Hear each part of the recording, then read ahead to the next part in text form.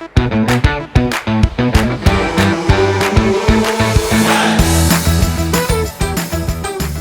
my name is Vida. I'm going to show you how to unpack and set up your HERO S2700 Shaker. Congratulations on the purchase of your S2700. When you've received the shaker, it is important to inspect the shaker for any damages. There is a tip and tail indicator. If the top part of it is blue, that is an indication that the unit has been mishandled or tipped over. If you note any damages on the unit, you need to note it on the delivery notice and give HERO a call to report the damages within 5 business days. Before you are ready to unpack the shaker, it is important to open up this envelope and read the manual. This manual includes instructions on how to unpack the shaker and the shaker operation.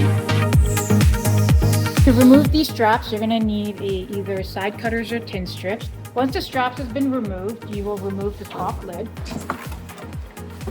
and the box, and then you will remove the protective plastic covering.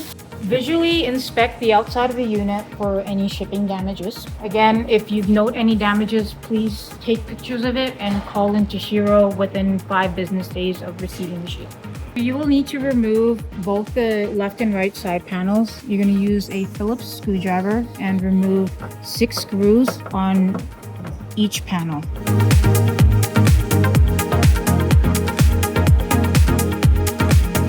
The unpacking instructions is also located on the front of the shaker.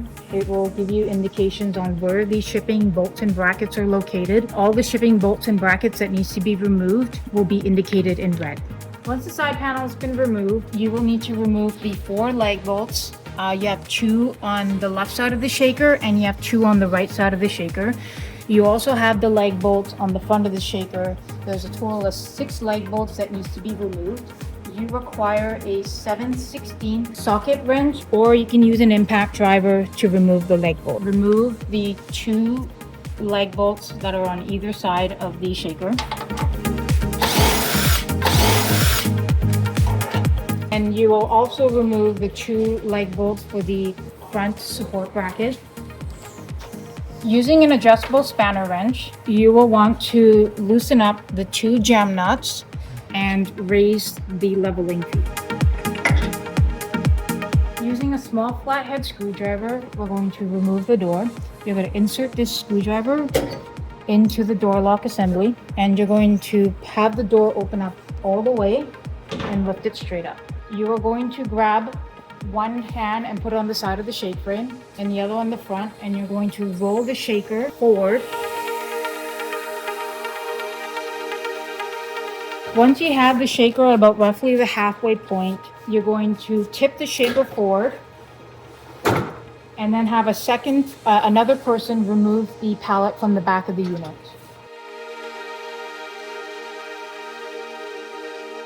Using a 9/16 socket, you're going to remove the 2 shipping bolts that are on the side of the shaker.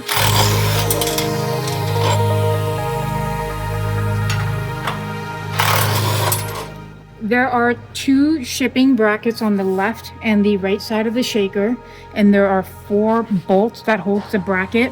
You will require a 9/16 wrench.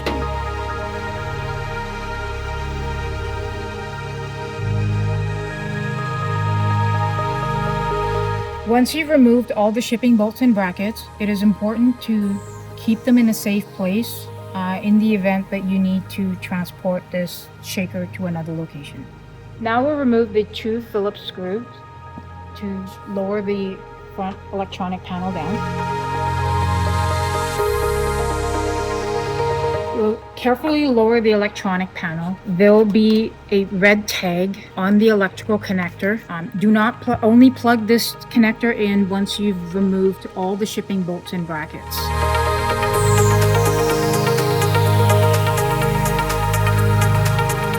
Once you have installed the connector, you're going to close back the front electronic panel.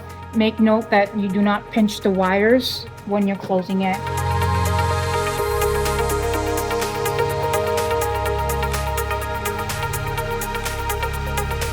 For safety reasons, you're going to reinstall the door before powering up the unit. You'll have the hinges and they'll need to line up with the holes here.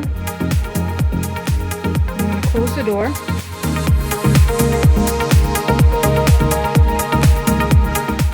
You twist the emergency stop button to the right, and the pressure plate is now going to go up. To open the door, you're going to press the stop button and remove the accessory box. The accessory box is going to contain the cam shell, the foam pads, rubber pads, bungee cords, and screws to install the can shell, and the cord adapter. To install the can shell, you will press the stop button and remove the shaker door. The door needs to swing all the way to the left and pull it up. To install the can shell, there are 3 holes in the bottom and 2 holes on the top.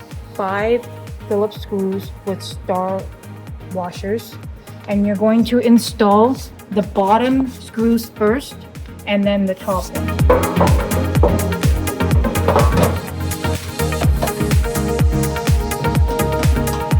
When installing the bottom screws, don't tighten them up all the way.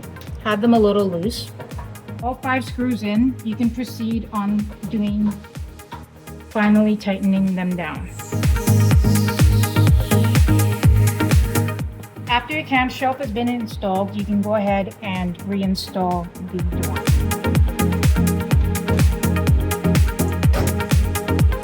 You're now going to install the bungee cord.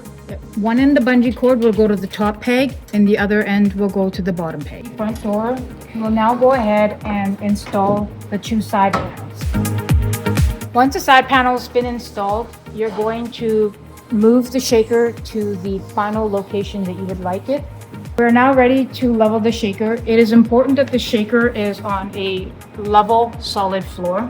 You're going to lower the 2 feet so that they're touching the ground. Wind down the feet all the way to the bottom to where it touches the floor.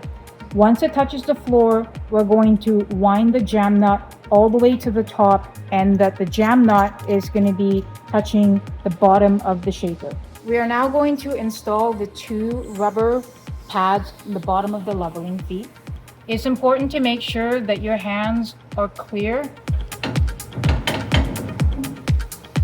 You're going to use a bubble level and place it on top of the shaker to make sure that the shaker is level. If it's not level, continue to adjust the feet until the bubble is in the middle. Oh yeah, it's almost level. At this point, we are ready to make the final adjustments to the shaker for leveling. You're going to insert a can of paint, set the timer to 8 minutes, and press the start button. You're going to use 9/16 wrench and adjust the jam nuts. Some minor adjustment may be required to the leveling feet to ensure smooth operation of the shaker. And test the shaker operation by placing a 1-gallon can and setting the timer to 0 and pressing start. At the end of the shake cycle, the shaker will stop, door will automatically open, and the pressure plate will return to the hold position.